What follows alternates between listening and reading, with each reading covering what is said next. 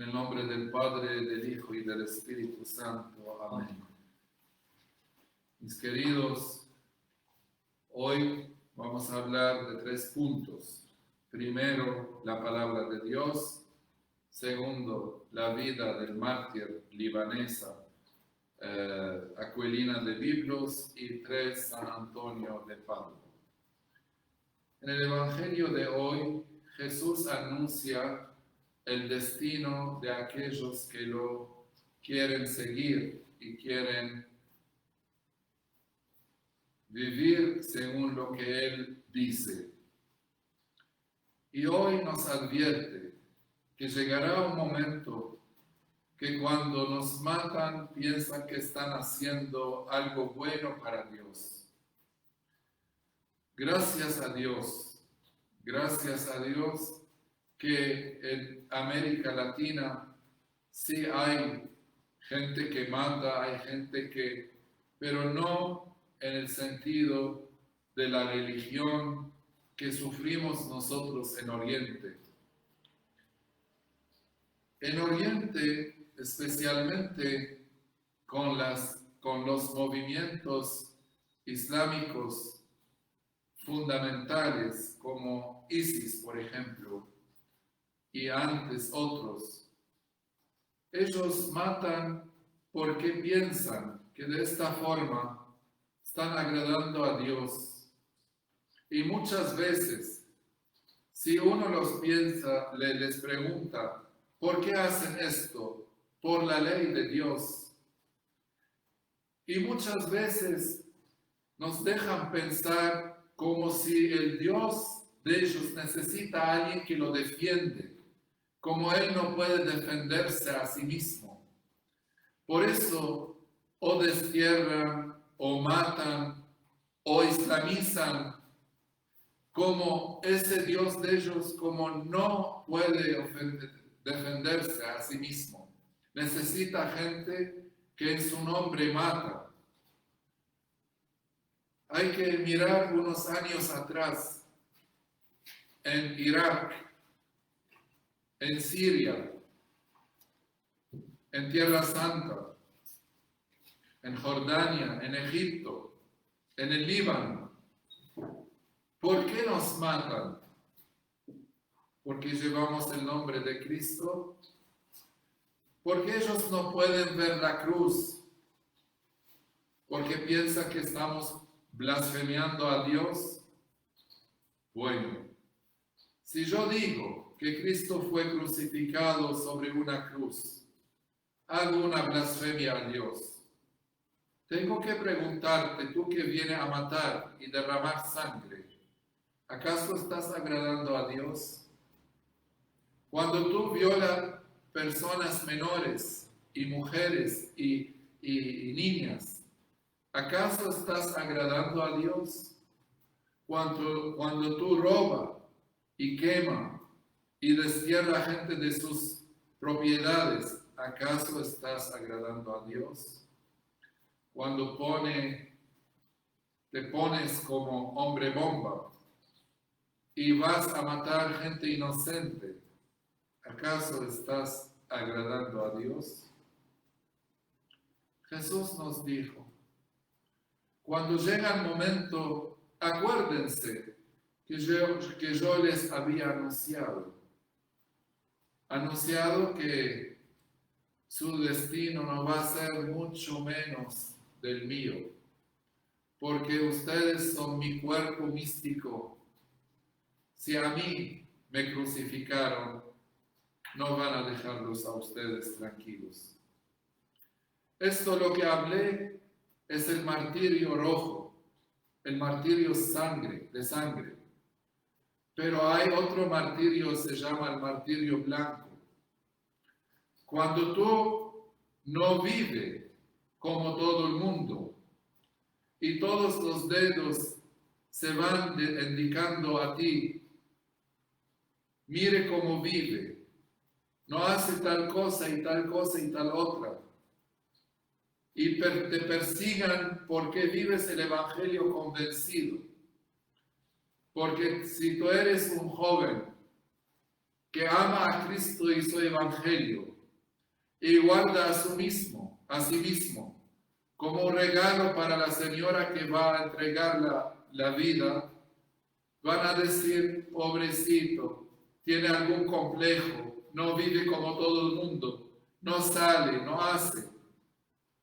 Y esto para ti muchas veces es una persecución. Cuando tú no compartes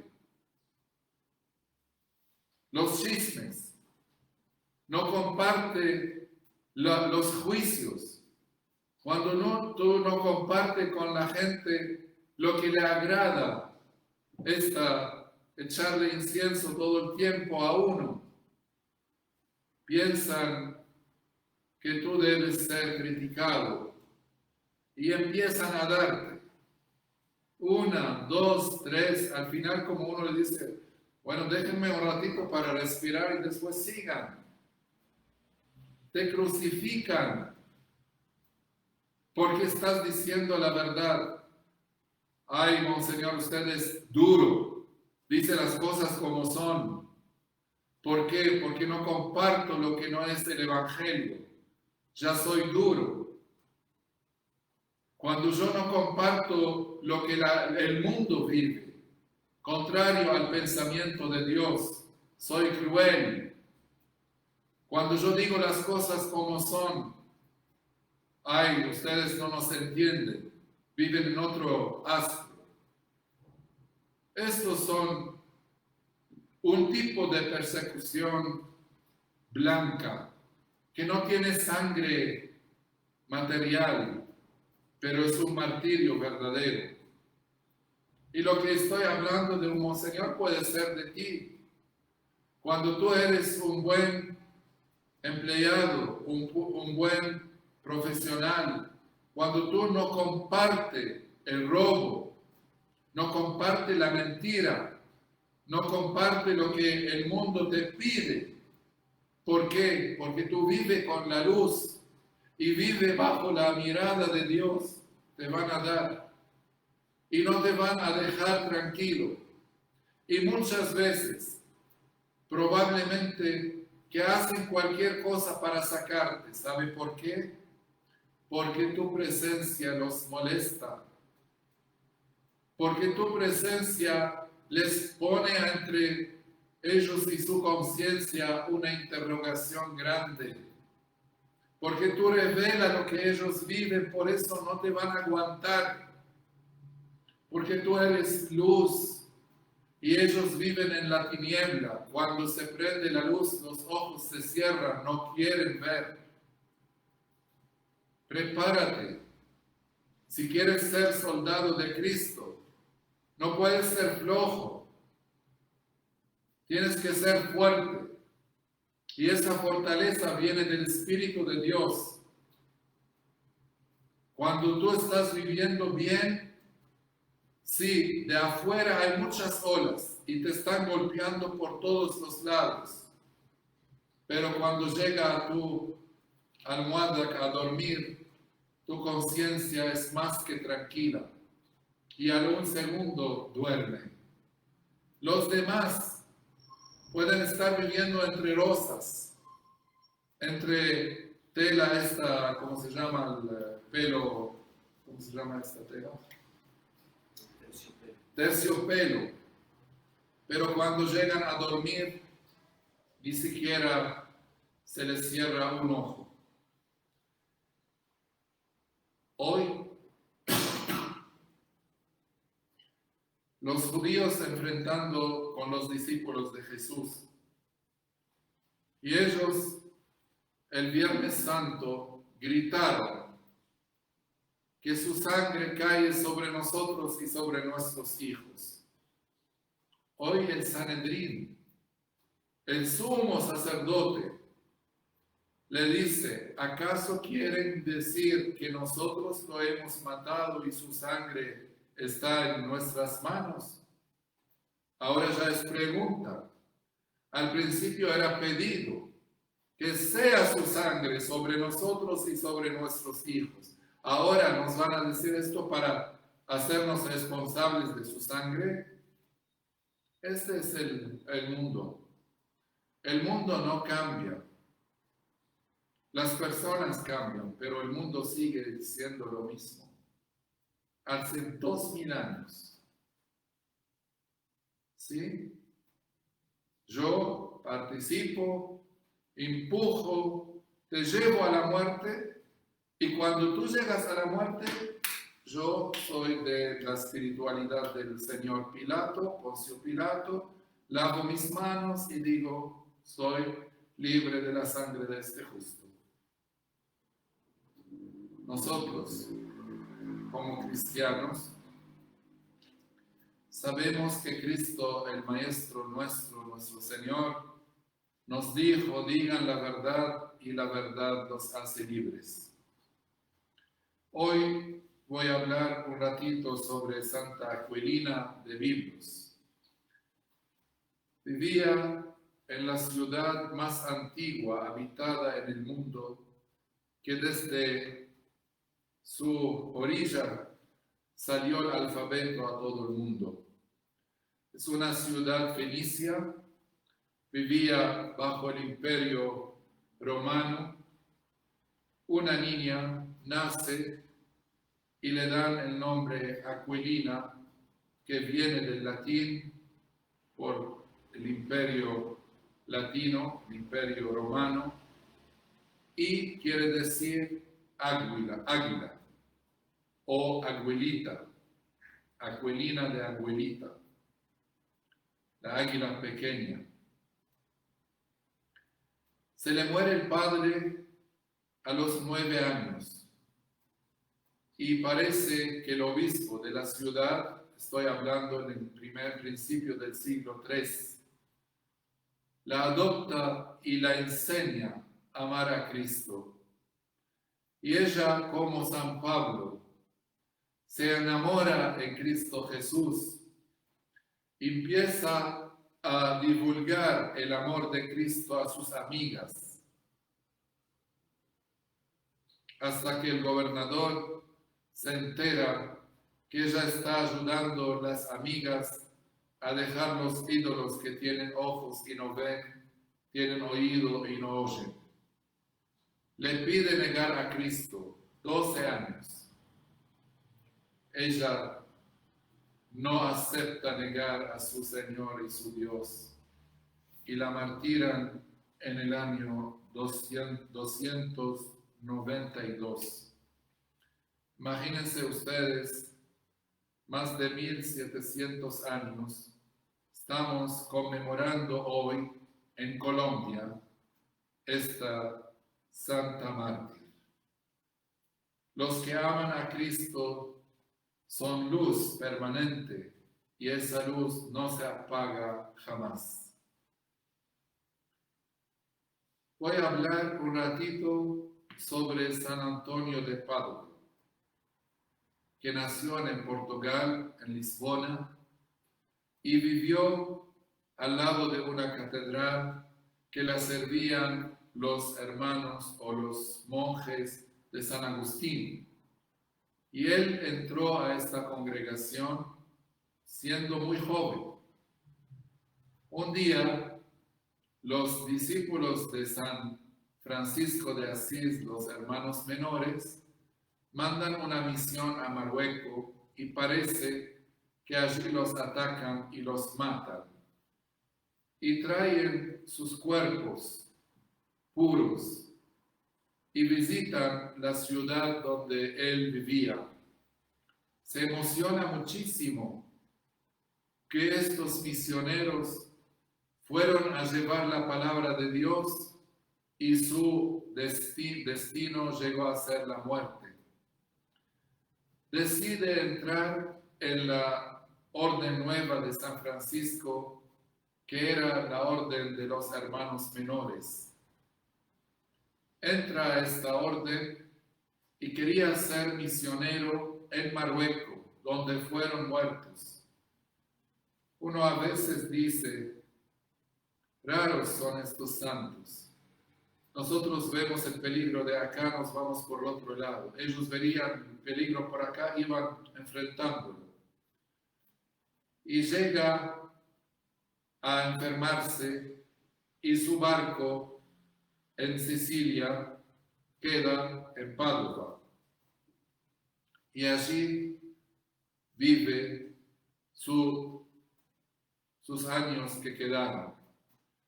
Pero hubo un concilio de la orden, casi 3.000 monjes en Assisi, cuando él se encontró con San Francisco y habló con él, y quedó Francisco admirado por el conocimiento teológico.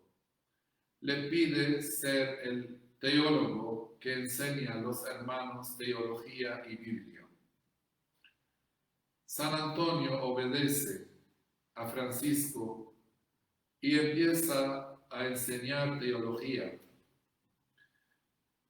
Ustedes pueden imaginar que en sus obras hay 6.000 referencias de la Biblia, 6.000.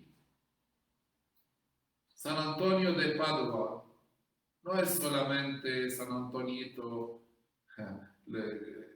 hazme recordar dónde puse esto, y San Antonio de Padua conservó la Biblia de lado a otro lado. Y llegaron a decir, si la Biblia se pierde y Antonio está, no hay ningún problema, porque él es capaz de escribirla toda de nuevo de memoria. Este santo llegó a los 35, 36 años enfrentando la herejía que negaba la presencia de Cristo en el Santísimo Sacramento, que antes 2 días festejamos la fiesta del Corpus. Y él hace una apuesta, se dice, una apuesta. Y pone una mula y le dicen, déjala sin comer. Y cuando yo paso con el Santísimo, pónganle comida. La dejaron a un animal 2 días. Y cuando él pasando por el Santísimo, le pusieron comida a la mula. ¿Qué hizo la mula? ¿Siguió comiendo? No. Deja la comida y se arrodilla a los 2 pies anteriores delante de la presencia real de Cristo. Esto hizo que muchos de los herejes, al ver este milagro, regresan a su fe y regresan a Cristo. Otra vez fue a dar un sermón grande y no querían escucharlo. No se preocupen.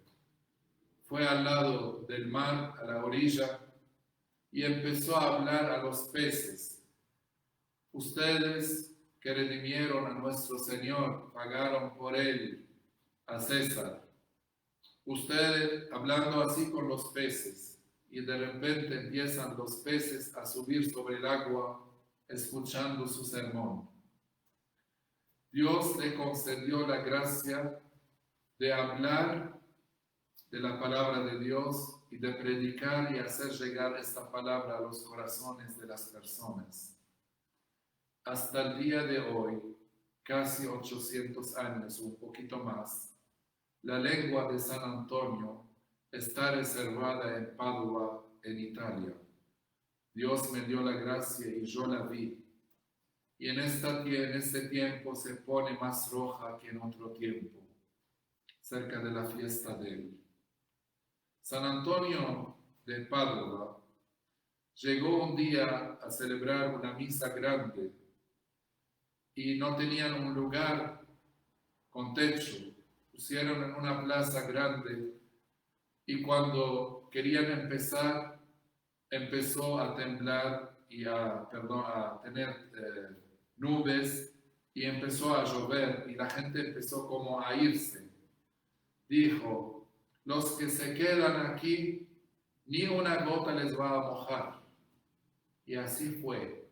Los que se quedaron en esta misa ninguno fue mojado. Estos son los 3-4 milagros más conocidos de San Antonio. Menos de un año, 11 meses, la Iglesia lo proclamó santo. Es el santo más rápido que llegó a la Iglesia. Y hay un papa que lo llamaba